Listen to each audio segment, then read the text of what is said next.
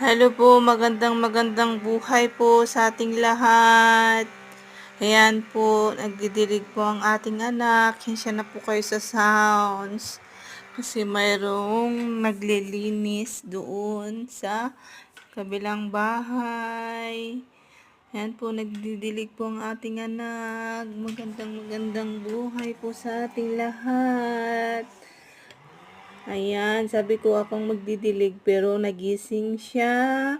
Kaya yan, nagaw niya ang hose sa akin. Pero ang daming lamok. Ayan, oh. Diba?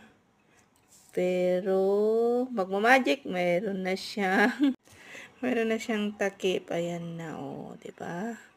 At saka na-sprayhan na pati para sa lamok. Ayan, maraming salamat po. Please like, subscribe, click the notification